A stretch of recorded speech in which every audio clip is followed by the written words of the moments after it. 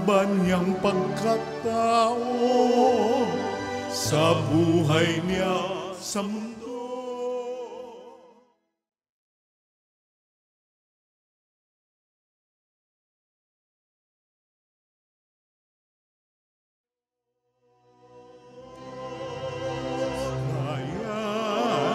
Magsiawit na bayan, pinagpala ka, dakilang biyayang pangako niya.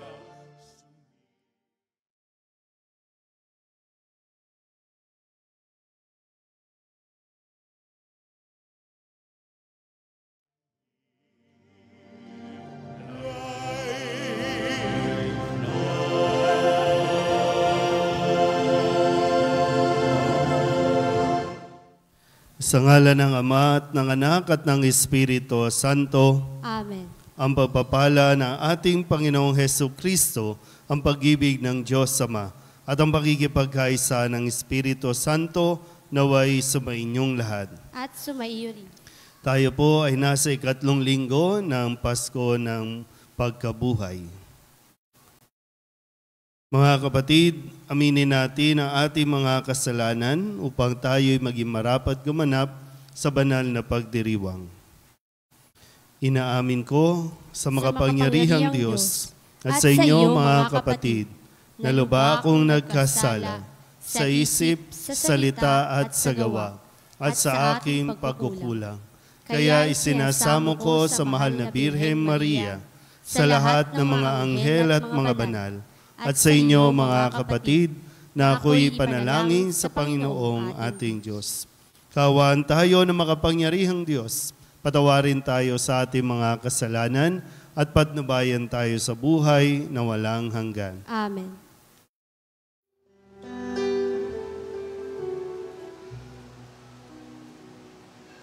Panginoon, kawan mo kami.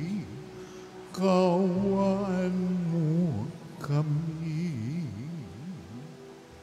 Panginoon, kawan mo.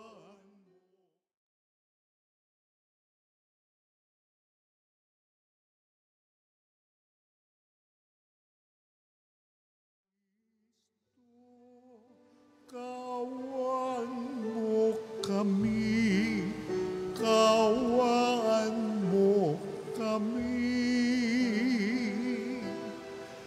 Kristo, kawan mo kami, kawan mo kami.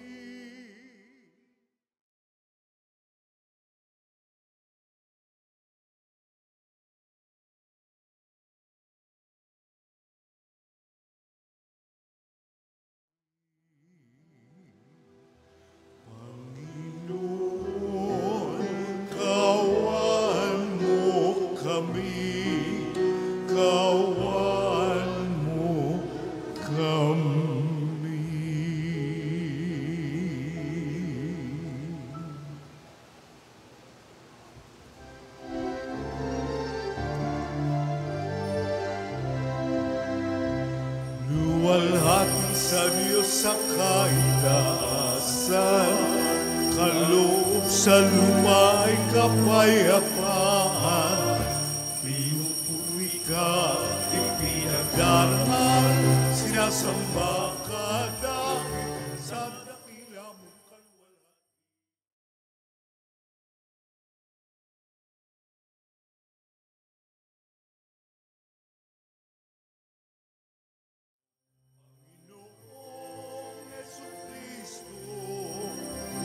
Anak ng Diyos, Kordero ng Ama, ikaw nag-aalis mga kasalanan ng sanlibutan.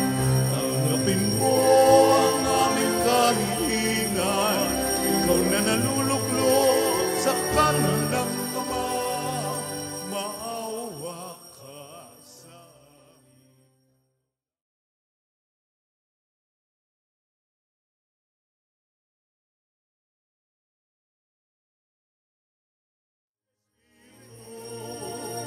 Sa luwalhati na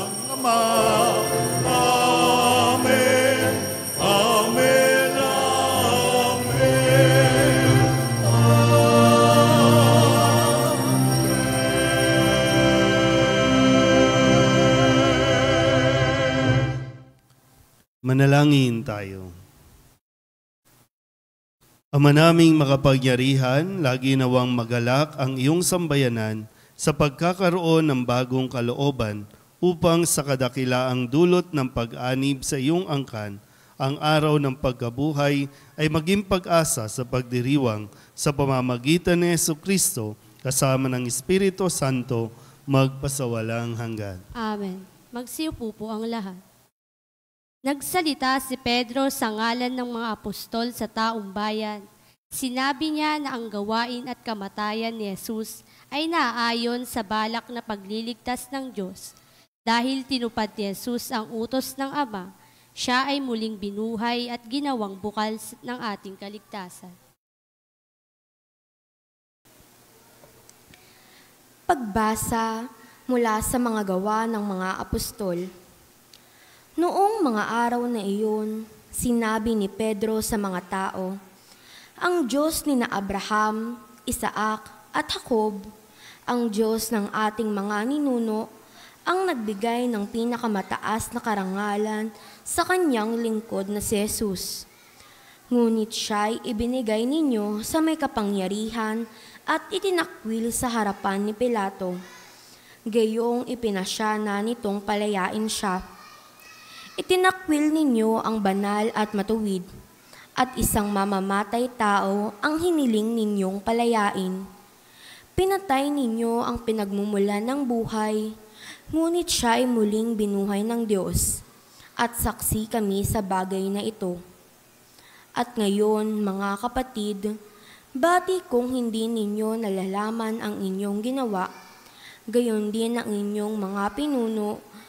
Ngunit sa ginagawa ninyo, natupad ang malaon ng ipinahayag ng Diyos sa pamamagitan ng mga propeta na ang Kristo'y kailangan magbata. Kaya't magsisi kayo at magbalik loob sa Diyos upang pawiin niya ang inyong mga kasalanan. Ang salita ng Diyos. Salamat sa Diyos. Salmong tugunan sa pamamagitan ng pag-awit. Poon sami pasikatin ang liwanag sa iyong piling.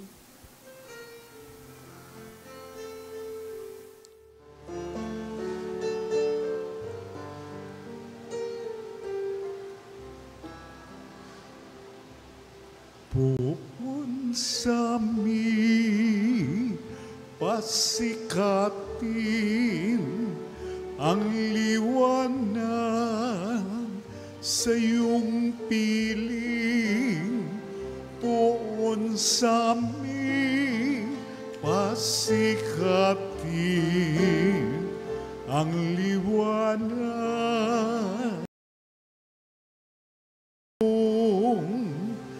piling.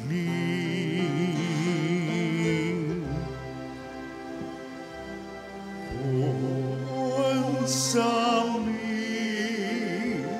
pasikatin ang liwanag sa iyong piling. Poon sami pasikatin ang liwanag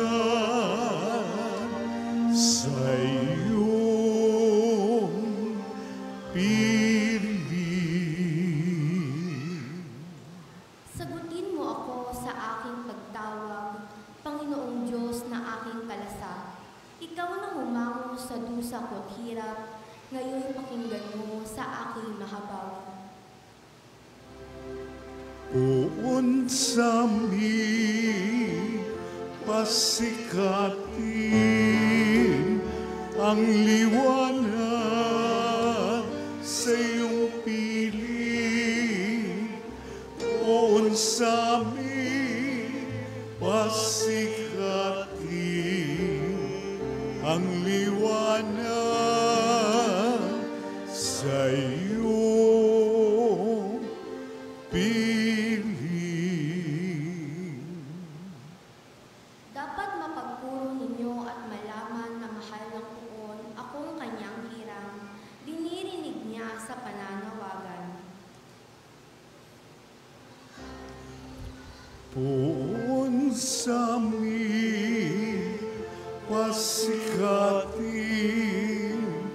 ang liwanag sa iyong piling, poon sa amin, pasikatin ang liwanag sa iyong piling.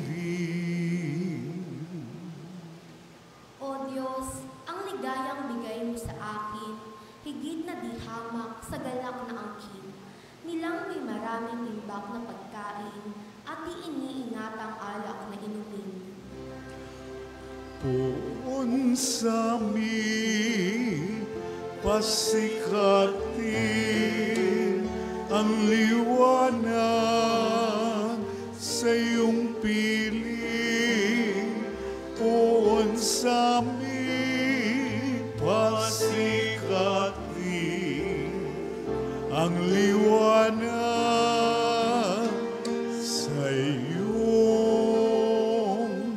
piling. Sa aking paghimlay, ako'y mapayapa, pagkat ikaw poon ang nangangalaga. Poon sa amin, pasikatin ang liwanag sa iyong piling. Poon sa amin, pasikatin ang liwanag sa iyong piling. Inialay ni Kristo ang kanyang sarili alang-alang sa ating mga kasalanan, kaya't handa ang Diyos Ama na magpatawad sa atin.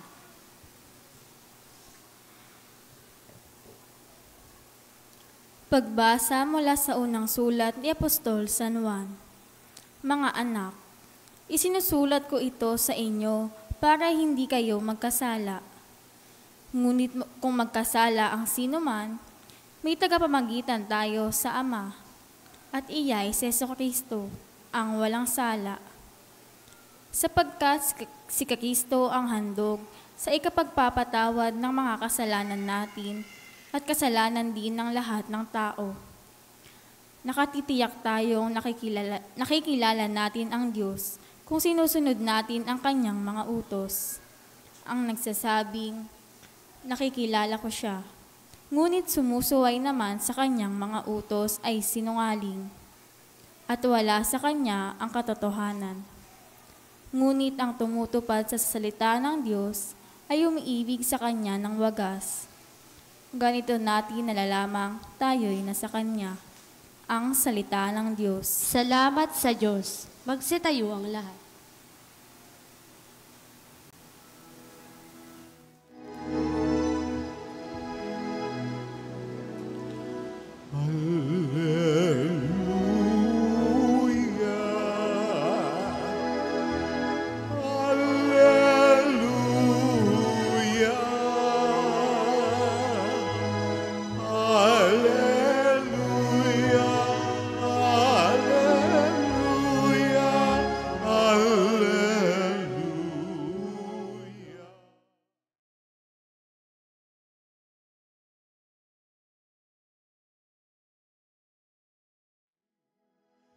Kasulat ay liwanagin, kami ngayon'y pag-alapin. Alleluia, Alleluia.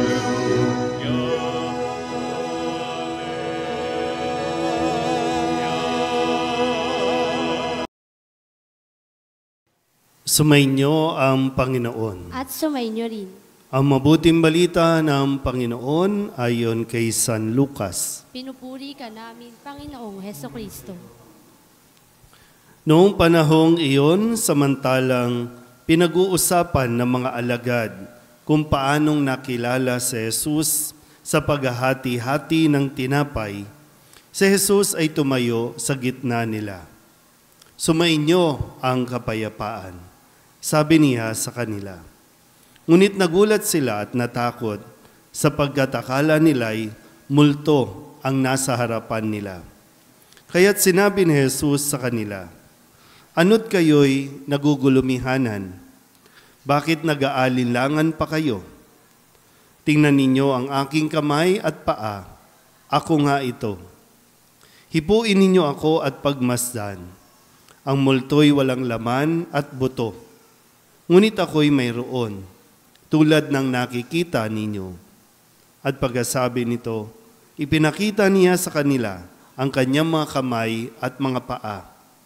Nang hindi pa rin sila makapaniwala dahil sa malaking galak at pagkamangha, tinanong sila ni Jesus, may makakain ba riyan?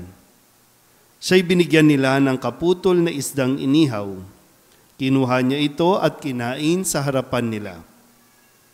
Pagkatapos sinabi sa mga alagad, ito ang tinutukoy ko nang sabihin ko sa inyo noong kasama-sama pa ninyo ako. Dapat matupad ang lahat ng nasusulat tungkol sa akin sa kautusan ni Moises, sa mga aklat ng mga propeta at sa aklat ng mga awit. At binuksan niya ang kanilang mga pag-iisip upang maunawaan nila ang mga kasulatan. Sinabi niya sa kanila, ganito ang nasusulat, kinakailangang magbata ng hirap at mamatay ang Mesiyas at muling mabuhay sa 3 araw. Sa kanyang pangalan, ang pagsisisi at kapatawaran ng mga kasalanan ay dapat ipangaral sa lahat ng bansa, magmula sa Jerusalem. Kayo ang mga saksi sa mga bagay na ito. Ang mabuting balita ng Panginoon. Pinupuri ka namin, Panginoong Hesukristo. Isang magandang gabi po sa inyong lahat. Tayo po ngayon ay nasa 3 linggo ng Pasko ng muling pagkabuhay. Sabihin niyo nga po muna sa katabi ninyo, nabuhay na si Kristo.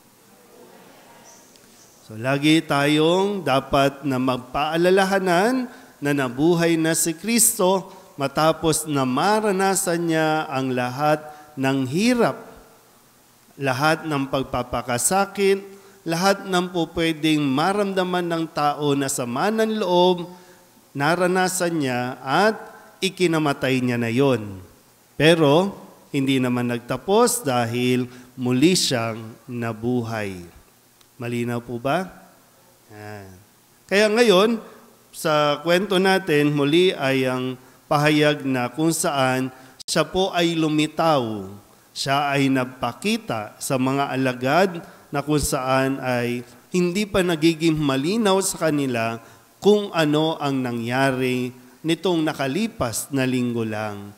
Hindi nila maunawaan, hindi rin nila matanggap kung bakit nila nagawa yon?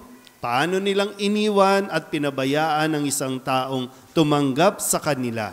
Kung paano nangyari na itong kanilang inaasahan, ang pag-asa nila sa buhay ay nawala sa kanila.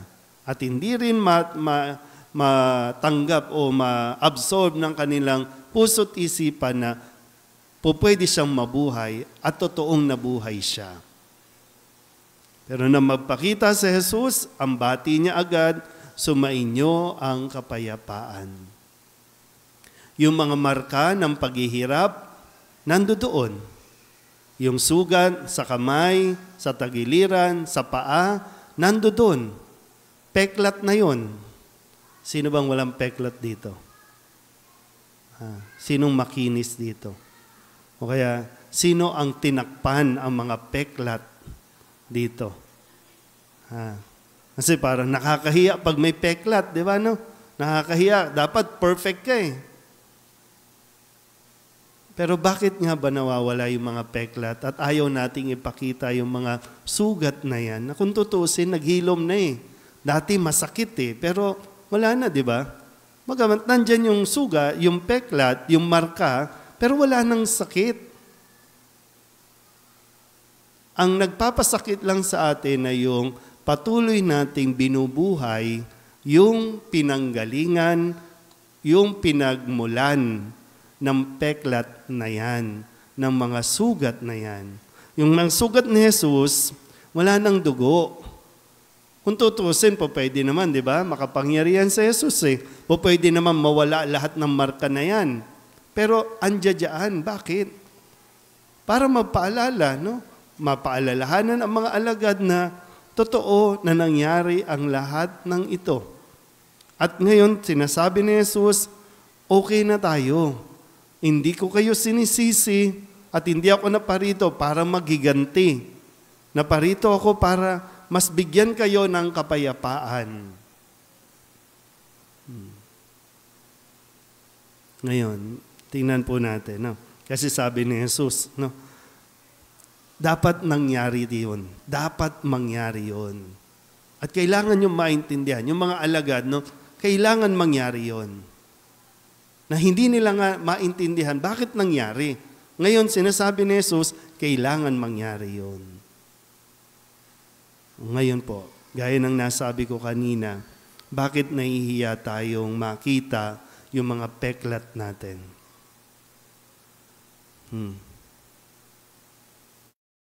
Bakit nahihiya kang magkwento? Alam mo, minsan kapag may mga karanasan ka sa buhay, tapos ayaw mong ikwento, kahit mismo sa asawa mo, sa pamilya mo, mga tao, ayaw mong ikwento. Isang indication niya na hindi ka pa talaga nakaka-move on. O kaya naman, hindi ka pa talaga natututo. Hindi mo pa nakukuha yung aral na nandiyan dyan. Sa mga kabataan na naririto, no? Nung kaidaran ako nito mga sakristan na ito, mga ganyan kalaki, ganyan din kapayat noon, no? Nahihiya ako malaman ng mga kaklase ko noong grade school, even noong high school, na namulot ako ng basura. Kasi mahirap kami. 10 kami magkakapatid. No? Mahirap eh. Mahirap maging mahirap. Mahirap yung maghahapunan na hindi mo pa alam kung may pagkain ba. Kasi yung magulang mo naghahanap buhay pa. Hindi mo alam kung may iuuwing pagkain. Minsan mayroong swerte, minsan mayroong wala. Minsan mayroong uwing manok, minsan wala. Kaya sabi ko, no, para makakuha ng pambaon, di mangolekta ng basura. No, yung mga basura ng kapitbahay, no, kukunin, tatapon. Kumikita. So may baon kinabukasan. Pero dati, nahihiya ako kasi baka bulihin ako, baka asarin ako, baka pagtawanan ako. Ay hindi ko makwento-kwento. Pero ngayon, pag binabalikan ko, biruin mo, wow. Isa na siya sa mga kayamanan na maituturing kong naging karanasan ko. Dati nakakahiya, bakit ako mahihiya? Pero minsan natanong, bakit ko nga ba naranasan yun? Bakit hinayaan ng Diyos sa maranasan ko yun? Lahat naman pala ng naranasan ko ay paghahanda para sa isang buhay na ganito. Kasi minsan nahihirapan tayong unawain ang katayuan ng iba kasi hindi mo naiintindihan. Madali lang tayong manghusga. Kaya siya mahirap kasi tamad.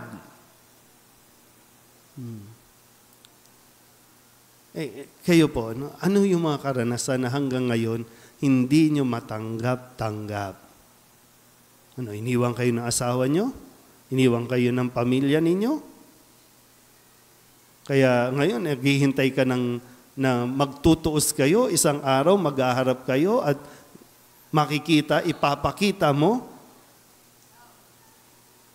Hindi ka nakapag-aral? Sinisisi mo magulang mo? Nisisi mo ibang tao, kaya bakit ganyan na ganyan ang buhay mo? Hindi ka nagiging masaya dahil sa kanila? Lahat naman ay dahil desisyon natin. Lahat yun. May mga pangyayari sa buhay, pero lahat may desisyon na kailangan ikaw ang gagawa. Hindi nila kasalanan. Meron silang sariling issue. Meron silang sariling pinanggalingan. Bakit sila naging pabaya? Bakit sila nanloko? Mayroon silang naging sariling karanasan. Pero ngayon, ikaw, kung nangyayari yan, baka dahil nga doon sa hindi ka makausad-usad at ando doon ka pa rin sa bakit sa akin kailangan mangyari ito? Bakit ginawa ito sa akin? Kung nandoon pa rin tayo sa puntong yan, lalong-lalo tayo dapat magdasal, humingi tayo ng grasya kay Jesus na magkaroon din tayo na mabigyan din tayo ng kalawakan ng pangunawa. Na maunawaan natin kahit ang mga kamalian ng iba, kahit yung mga naging kahinaan ng iba, na ikaw yung nakaranas din nung epekto ng kanilang kahinaan.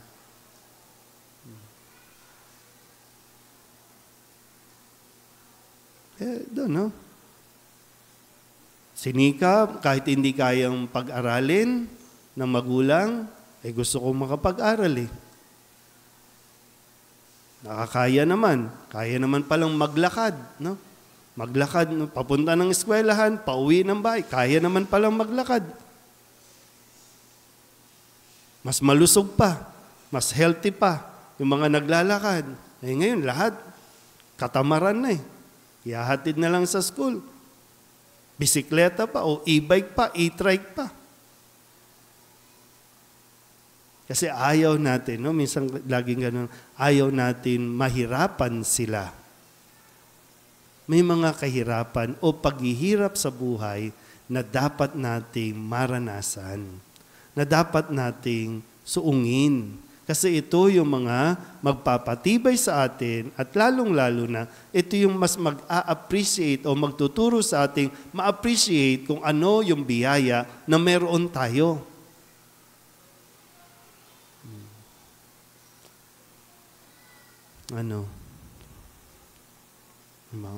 Walang mangyayari sa mga paarte-arte. No? Naku, walang mangyayari dyan. Pero hindi naman sinasabi na wag mong damahin, wag mong damdam. Yung bang mong damahin, okay yan, damahin mo kasi tao ka Pero i-process mo din. Iproseso mo din yung sarili mong damdamin, sarili mong karanasan. Kapag hindi kaya, mayroong mga taong tutulong para maipaunawa ito sa iyo. Lalong-lalo na nandiyan dyan sa Jesus. Nandiyan dyan ang mahal na Birhen, ang ina ni Jesus, na handang tumulong sa atin na maintindihan yung mga sakit, sugat, no, na mayroon tayo, ihilumin din naman yan.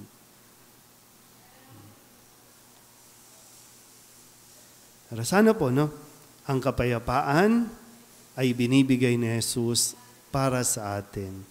Kailangan lang natin matutong tanggapin ang mga nangyari sa buhay natin.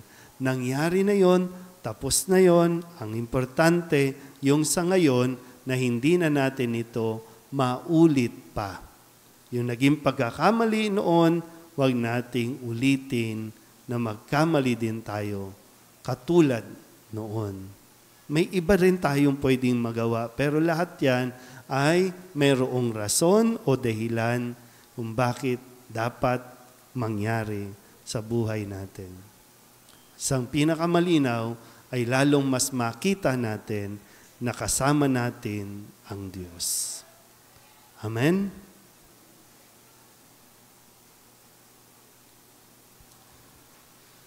Magsitayo ang lahat at ipahayag natin ang ating pananampalataya.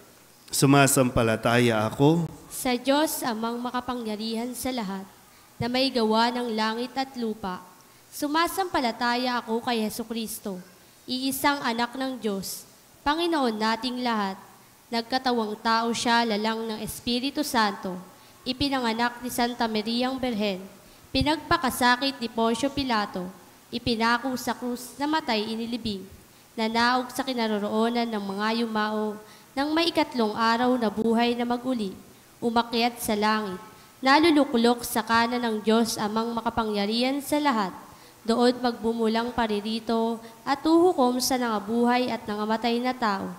Sumasampalataya naman ako sa Diyos Espiritu Santo, sa banal na simbahang katolika, sa kasamahan ng mga banal, sa kapatawaran ng mga kasalanan, sa pagkabuhay na magbuli ng mga namatay na tao, at sa buhay na walang hanggan. Amen. Dumulog tayo sa ating Amang gagawin ang lahat para sa kapakanan ng kanyang mga anak. Manalangin tayo. Ama namin, dinggin mo kami. Ama namin, dinggin mo kami. Ama, alalayan mo ang simbahan at ang mga namamahala sa aming bayan. Huwag nawa sila mapagod sa pagsisilbi sa mga dukha, mga inuusig at mga isinasantabi sa aming pamayanan. Manalangin tayo. Ama namin, dinggin mo kami. Ama, gabayan mo ang mga nahaharap sa mga suliranin sa buhay at mga nabibigatan dulot ng pagdududa at pagkatakot. Manalangin tayo. Ama namin, dinggin mo kami. Ama, makita ka nawa namin sa banal na kasulatan at sambahin ka sa Eucharistia, sapagkat ikaw ay napapasa amin upang pagningasin ang aming mga puso. Manalangin tayo. Ama namin, dinggin mo kami. Ama, patuluyin mo sa iyong kaharian ang mga yumaon naming kapatid. Manalangin tayo. Ama namin, dinggin mo kami. Idulog din natin sa Panginoon ang ating mga personal na kahilingan at mga panalangin para sa ating mga pamilya, kasama ang mga kahilingan ng mga nanonood sa online. Lahat ng mga misang pasasalamat, espesyal na intensyon, agarang paggaling ng mga may sakit, at ang lahat ng mga kaluluwa na inihiling na ipagdasal sa misang ito.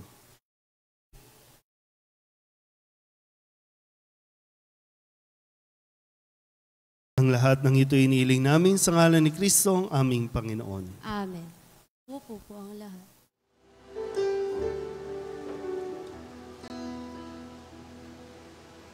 Tubig ng buhay, paglalakbay, patungo sa bagong buhay.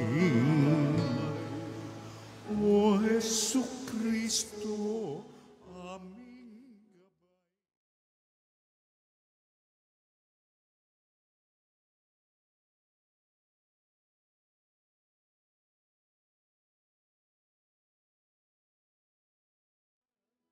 nagbibigay ilaw sa mga bulan, kami lumalapit sa iyong batis upang makakita.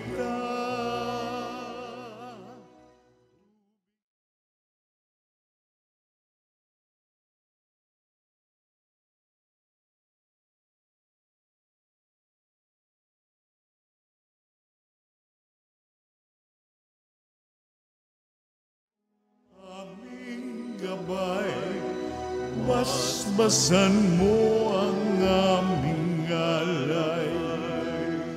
Basbasan mo ang aming alay. Manalangin kayo mga kapatid upang paghahain natin ang kalugdan ng Diyos sa mga makapangyarihan. Tanggapin nawa ng Panginoon itong paghahain sa iyong mga kamay, sa kapurihan niya at karangalan sa ating kapakinabangan at sa buong sambayanan niyang banal. Ama naming lumikha, tanggapin mo ang mga alay ng iyong sambayanang natutuwa, ang pagkabuhay ng iyong anak na niloob mong aming ikatuwa ngayon ay papagbungahin mo ng galak na mananatili sa amin habang panahon sa pamamagitan niya kasama ng Espiritu Santo magpasawalang hanggan. Amen. Sumainyo ang Panginoon. At sumaiyo rin. Itaas sa Diyos ang inyong puso at diwa. Itinaas na namin sa Panginoon. Pasalamatan natin ang Panginoong ating Diyos. Marapat na siya ay pasalamatan. Ama naming makapangyarihan, tunay ngang marapat na ikaw ay aming pasalamatan. Ngayong ipinagdiriwang ang paghahain ng Mesiyas, ang maamong tupa na tumubos sa aming lahat. Naghahaing walang humpay ang anak mong minamahal upang magkasalo-salo ang tanan sa piging ng iyong buhay. Hindi na mamamatay ang inihain sa krus. Ang sa krus ipinakoy buhay lagi bilang handog. Kaya kaysa ng mga anghel ang sisiawit ng papuri sa iyo, na walang humpay sa kalangitan, kami nagbubunyi sa iyong kadakilaan. Santo, Santo, Santo, Diyos makapangyarihan, puspos ng walhati ang langit at lupa.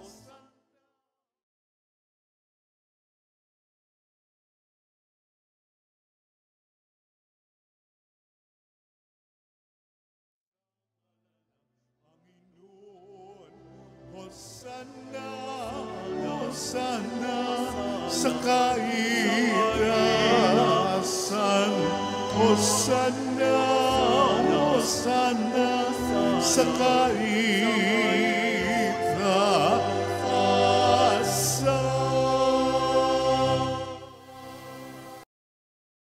Ama naming banal, ikaw ang bukal ng tanang kabanalan, kaya't sa pamamagitan ng iyong Espiritu, gawin mong banal ang kaloob na ito upang para sa aming maging katawan at dugo ng aming Panginoong Hesu Kristo.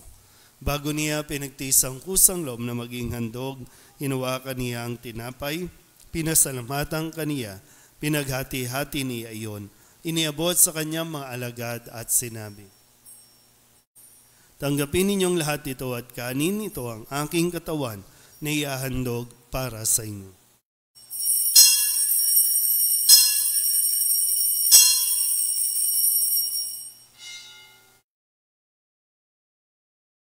Gayun din naman ang matapos ang hapunan, hinawakan niya ang kalis, muli kaniyang pinasalamatan. Iniabot niya ang kalis sa kanyang mga alagad at sinabi, tanggapin ninyong lahat ito at inumin. Ito ang kalis ng aking dugo, ng bago at walang hanggang tipan.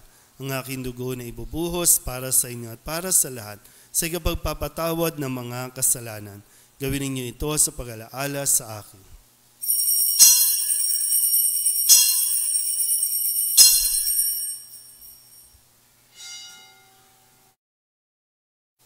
Ipagbunyi natin ang misteryo ng pananampalataya.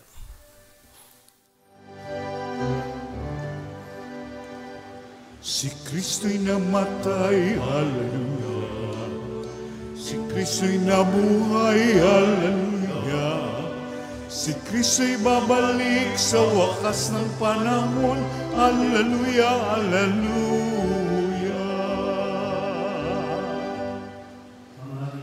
Namin ngayon ang pag-alaala sa pagkamatay at muling pagkabuhay ng iyong anak, kaya tiniaalay namin sa iyo ang tinapay na nagbibigay buhay at ang kalis na nagkakaloob ng kaligtasan. Kami nagpapasalamat dahil kami iyong minarapat na tumayo sa harap mo para maglingkod sa iyo. Sinasamo namin kami magsasalo-salo sa katawan at dugo ni Kristo ay mabuklod sa pagkakaisa sa pamamagitan ng Espiritu Santo. Ama, lingapin mo ang iyong simbahang laganap sa buong daigdig. Puspusin mo kami sa pag-ibig kaysa ni Francisco na aming Papa at ni Jose na aming Obispo at ng Tanang Kaparian. Alalahanin mo rin ang mga kapatid naming nahimlay na may pag-asang sila'y muling mabubuhay, gayon din ang lahat ng mga pumanaw. Kawaan mo sila at patuloyin sa iyong kaliwanagan. Kawaan mo at pagintapating kaming lahat na makasalo sa iyong buhay na walang wakas. Kaysa ng mahal ng Birhen Maria na Ina ng Diyos, ng kabiyak ng puso niyang si San Jose, kaysa ng mga apostol at ng lahat ng mga banal na namuhay dito sa daigdig ng kalugod-lugod sa iyo, may pagdiwang nawa namin ng papupuri sa ikararangal mo sa pamamagitan ng iyong anak na aming Panginoong Hesu Kristo. Sa pamamagitan ni Kristo, kasama niya at sa Kanya, ang lahat ng parangal at papuri ay sa iyo, Diyos amang makapangyarihan, kasama ng Espiritu Santo, magpasawalang hanggan. Amen, amen, amen. Amen, amen, hallelujah. Purihin ang Diyos, purihin ang Diyos. Amen, hallelujah.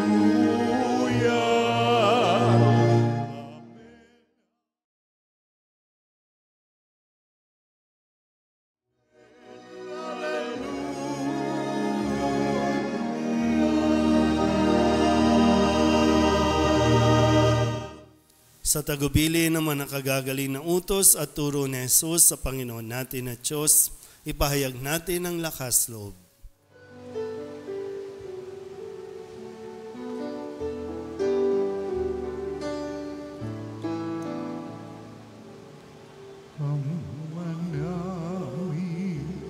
Sumasalangit ka, sambahin ang ngalan mo, mapasami.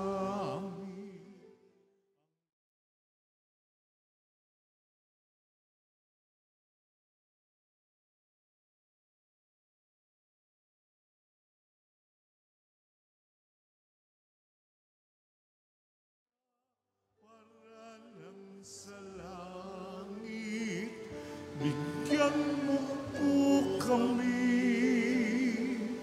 ngayon ng aming kakanin sa araw-araw at patawarin.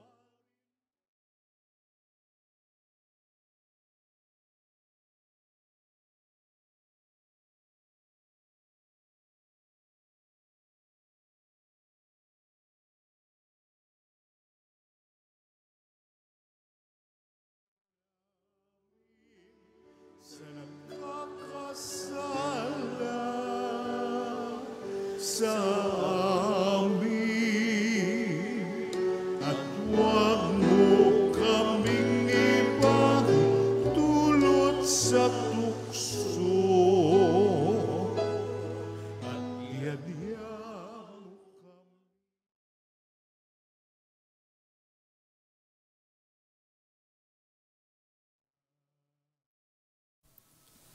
Inihiling namin kami iadya sa lahat ng masama, pagkalooban ng kapayapaan araw-araw, iligtas sa kasalanan at ilayo sa lahat ng kapahamakan, samantalang aming pinananabikan ang dakilang araw ng pagpapahayag ng tagapagligtas naming si Yesu Kristo.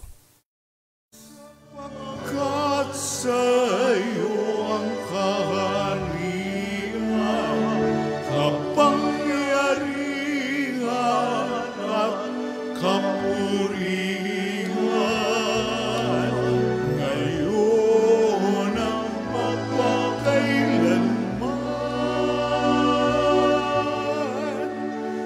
Ngayon at magpakailanman. Panginoong Hesu Kristo, sinabi mo sa iyong mga apostol, kapayapaan ang iniiwan ko sa inyo, ang aking kapayapaan ang binibigay ko sa inyo. Tunghayan mo ang aming pananampalataya at huwag ang aming mga pagkakasala. Pagkalooban mo kami ng kapayapaan at pagkakaisa ayon sa iyong kalooban, kasama ng Espiritu Santo, magpasawalang hanggan. Amen. Ang kapayapaan ng Panginoon ay laging sumainyo. At sumayo rin. Magbigayan po tayo ng kapayapaan sa isa't isa.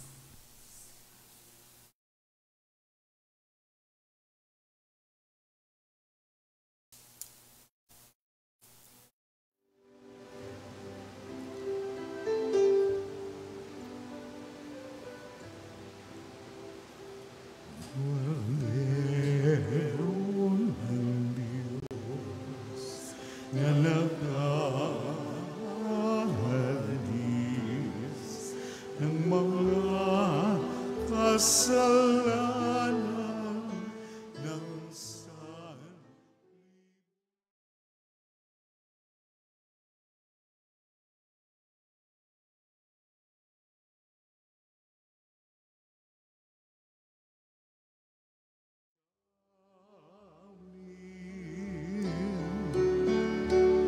Cordero ng Diyos na nag-aalis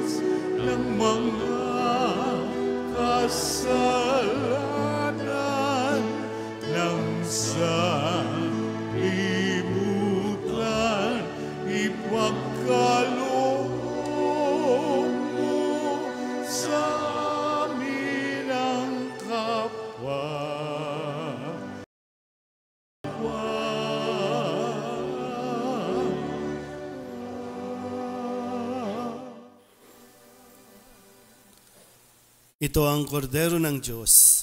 Ito ang nag-aalis ng kasalanan ng sanlibutan. Mapalad ang mga inanyayahan sa kanyang piging.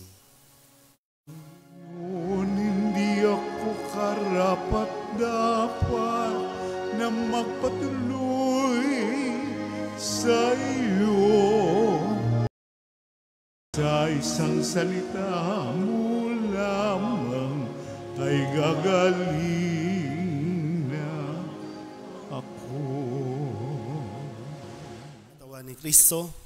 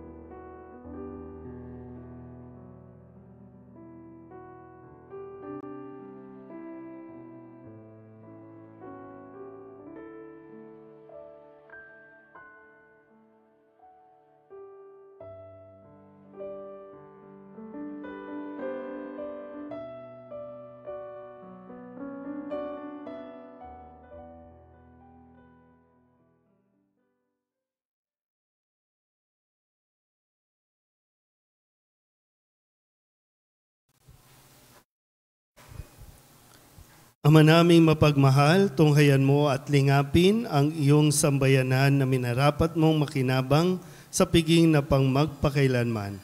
Ipagkaloob mong kami maluwalhating makarating sa pagkabuhay na magtatampok sa amin sa iyong piling sa pamamagitan ni Jesucristo kasama ng Espiritu Santo magpasawalang hanggan. Amen. Sumainyo ang Panginoon. At sumainyo rin. At pagpalain kayo ng makapangyarihang Diyos, Ama at Anak, at Espiritu Santo. Amen. Tapos sa banal na misa, humayo tayo sa kapayapaan ni Kristo. Salamat sa Diyos. Magandang gabi po. Father.